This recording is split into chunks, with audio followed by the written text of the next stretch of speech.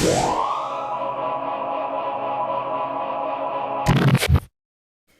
everybody, welcome to my first ever episode of The Higher Ground on my brand new channel, The Higher Ground with Vicky. Now, you may have seen my face before, you may be familiar with me, you may already know me, and you're thinking, what happened to her channel where she does Disney and cruise tours and DIYs and family stuff? Well, that has gone nowhere. It's Tea Time with Aloha and Coco. I'm gonna go ahead and link that channel down below, but this is a brand new concept. This is an opportunity for me to sit down and talk to you guys, interview people, and get the ins and outs from a higher perspective, a higher ground. Being able to communicate with other people and share different opinions on this channel. It's going to be more newsy than anything else, like the whole concept of sitting down at a news desk and deliver information. So if you're into that, this is gonna be the perfect place. And if you're not into that, you always have my other channel, Tea Time with Aloha and Coco, where I share cruises, DIYs, adventures, and more. Now, I could not find a more fitting episode to start my show here with than with this one. So in 2027, it is going to be pretty much the most spectacular Star Wars year. There's so much going on in 2027, and on today's episode, we're gonna talk about all of it. Whether you are an existing Star Wars fan or you're diving into this world or this galaxy slowly, I want to go ahead and give you all of the information you need so that you can prepare yourself both mentally and financially for the 2027 year. So without further delay, let's get started. Now, if you're just jumping into the Star Wars galaxy, I don't want to confuse you with all of the Star Wars jargon or any of that, so I'm going to break it down for you so you are more familiar. Now, with all of the movies and the spin-offs and all of the new shows coming up, I can understand how a Star Wars fan can be a little bit overwhelmed. So I know that a lot of the things that I'm going to say are up for debate, and if you're a true Star Wars fan, you know that pretty much no one agrees on absolutely anything. Everybody has a different opinion, which is why I love this world so much. I think it's only fitting if we cover the movies and you know what was filmed when, the episodes, because everybody talks about the episodes, yet you have some that were filmed many, many years ago, some that were filmed recently. So I'm going to break it all down for you. Let's go. So if we go by the order in which the movies were filmed, we start with the original trilogy, which is Episode 4, A New Hope, Episode 5, The Empire Strikes Back, and Episode 6, Return of the Jedi. These were made between 1977 and 1983, and they introduced the galaxy. They introduced Luke, Leia, Han, and even Darth Vader. Now, we're going to jump into the prequel trilogy. This is my favorite from all the films. We have Episode 1, The Phantom Menace, Episode 2, Attack of the Clones, and Episode 3, Revenge of the Sith. These movies were filmed between 1999 and 2005. These movies explore Anakin Skywalker's rise and fall before he becomes Darth Vader. Finally, we have the sequel trilogy. These are probably the ones that you've seen in movie theaters. This is when Disney stepped in and they had their company kind of run these films. These movies were released between 2015 and 2019, and we have The Force Awakens, The Last Jedi, and The Rise of Skywalker. Now, these are stories a decade later with new heroes like Rey, Finn, and Poe, all while connecting to the legacy characters. Here's my hot take. I actually like watching them the way that they're numbered. So episodes 1, 2, 3, 4, 5, 6, 7, 8, 9. That's the way I like to do it. That's a super controversial hot take. Everyone in the Star Wars community has a different way of doing it, but that's the way I like to do it.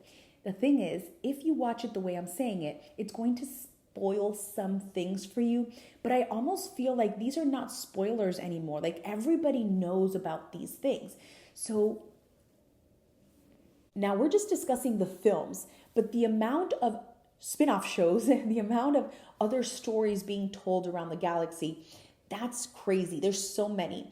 So many, like The Mandalorian, like Ahsoka. If you want, I'm going to go ahead and place a timeline here so you guys can sit down and see where every single show and movie falls in order. So if you're trying to do this whole thing and you want it to fall in order so you can kind of understand what happens in between, you have an idea. So you can screenshot it and then you can start watching the films and the TV shows so that it all falls in order.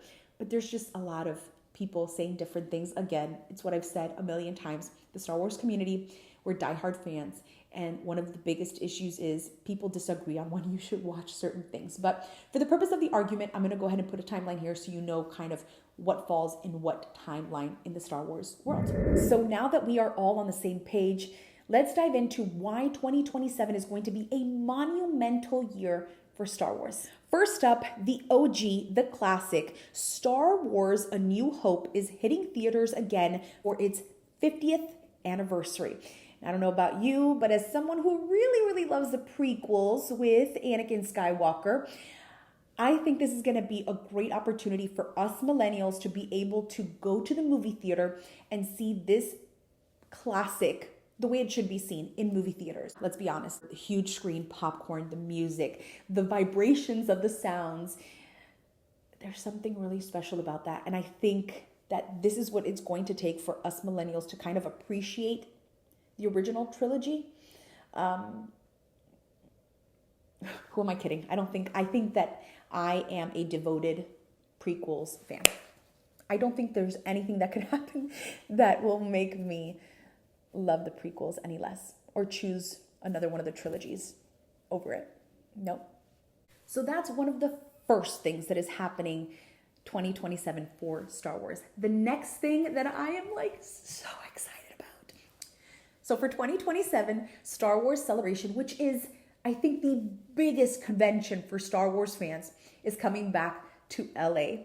So Star Wars Celebration is coming back to the States. Last year it was in Japan, and oh my gosh, were there opportunities missed because it was in Japan. I couldn't go, obviously, but the amount of meet and greets, panels, merch, I think one of the most popular items I have sitting in my office, and it is the Ewok keychain collections. It's kind of like a Labubu concept, but they're all the Ewoks. Obviously, Wicket is number one. And if you didn't know, there's a super cute little show, and it's all about the Ewoks. It's a very old show. Lucasfilm created many years ago. I'll share the link. But anyways, this celebration is happening in Los Angeles from April 1st to the 4th. For those who have never been, it's basically like the Super Bowl of Star Wars fans. Panels, sneak peeks at upcoming projects, Q&A with cast and creators. Basically a 4-day love letter to everything Star Wars is. For casual fans and diehards alike, there is something for everyone. You can geek out over props, buy way too many lightsabers, and meet some of the Star Wars stars who bring the galaxy to life. It's experiences like this that remind you just how big and obviously how many lives it touches. Mine's included. I already know that we are years away, but I am preparing myself mentally because there's a couple of things that I really want to do. First and foremost, a trip to California is already expensive enough as it is, but it's not just the trip, the plane, the hotel, it's the tickets to the convention. It is the experiences that you want to participate in. It is the cosplays. I have never dressed up for a single convention, but I promise you this is going to be the one. I'm already juggling a couple of ideas, one of them being Padme's lakeside dress. I know that is overdone, but I love that scene when Anakin tells her how much he hates that coarse, rough sand. Oh, I love it. So I'm thinking I'm going to do that. But I'm also juggling the concept of dressing as a stormtrooper because how badassy. I take off that helmet, I swoosh my hair, and they're like, that's a girl? But nothing beats the excitement of there being a possibility of Hayden Christensen being there. Hayden Christensen, Anakin Skywalker. I really do hope he's there because that's the one person I have been dying to meet forever. I really want to meet him. He's not only my favorite Star Wars character, but he's also my favorite actor. If you haven't seen movies like Jumper, Little Italy, there's a bunch of films. He was even, as a child, he was in one of the Goosebumps episodes. So it's I'm a big fan of his work. I'm his biggest fan.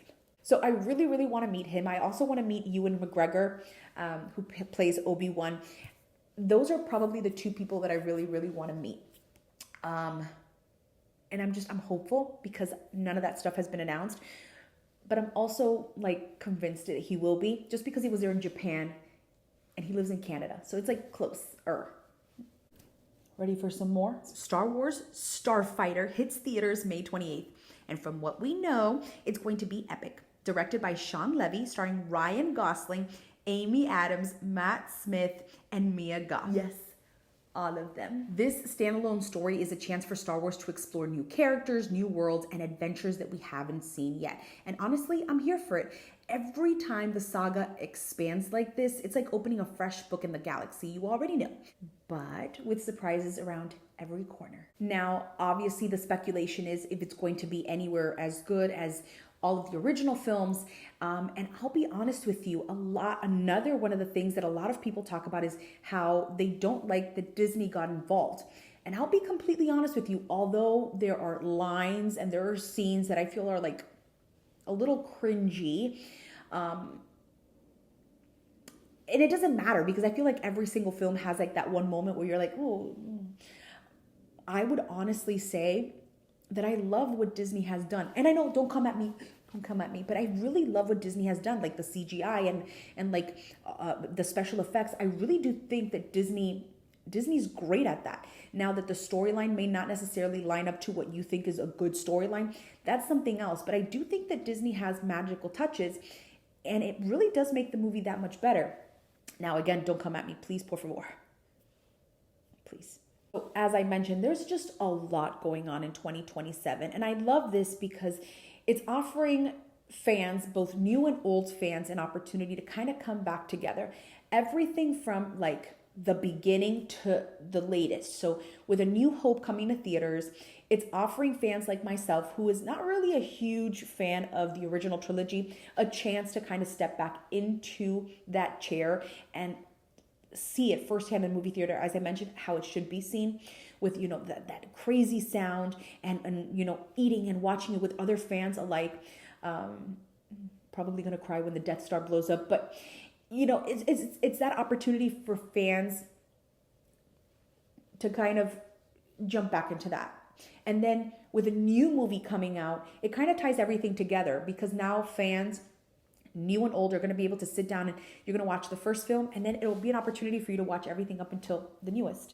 So to wrap it up, 2027 is going to be the year where all of our worlds collide. That nostalgic factor from A New Hope all the way up until the present date, where we're going to see Starfighter. It's going to be a really, really, really amazing year, and I'm really happy that I'm going to be doing it. I hope that you guys enjoyed the first ever episode of The Higher Ground. I know that you're going to be seeing me in the movie theater, popcorn at hand, tears rolling down my cheeks for the Death Star. And most importantly, I really hope that this opens the door for people who have heard of Star Wars but are really not into it. I'm thinking that this is going to be the year, 2027, where a lot of people dive in, grab that blue milk, and get ready to duel. Anyways, thank you so much for tuning in. I'm really hopeful that the Force stays with you all, as it does with me. Until next time.